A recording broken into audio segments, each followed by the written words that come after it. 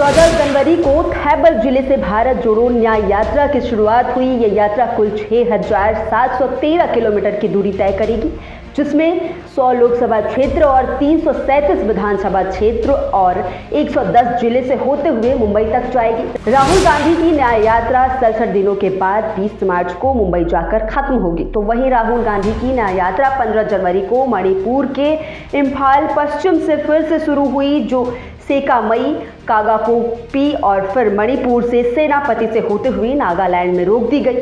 राहुल गांधी के नेतृत्व में शुरू हुई कांग्रेस की भारत जोड़ो न्याय यात्रा में पश्चिम बंगाल को शामिल किए जाने पर तृणमूल कांग्रेस के वरिष्ठ नेता और प्रवक्ता कुणाल घोष ने कहा कि बंगाल में टीएमसी का दबदबा है और बीजेपी के खिलाफ अकेले दम पर लड़ाई लड़ी है।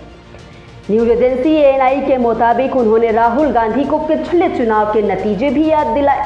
टीएमसी राज्य महासचिव ने यह भी कहा कि पश्चिम बंगाल एक लोकतांत्रिक राज्य है और कांग्रेस अपनी पार्टी के लिए कार्यक्रम आयोजित कर सकती है, लेकिन टीएमसी बंगाल की राजनीति में मजबूत आधार रखने वाली पार्टी है। उन्होंने आगे ये भी कहा कि पश्चिम बंगाल एक लोकतांत्रिक राज्य और कांग्रेस एक अलग पार्टी है, इसलिए उनका अपना अधिकार है, वे अपनी पार्टी के लिए कार्यक्रम रख सकते हैं। राहुल गांधी आगे और कार्यक्रम करेंगे, लेकिन कांग्रेस नेताओं को बंगाल की राजनीति की आधार रेखा याद रखनी चाहिए।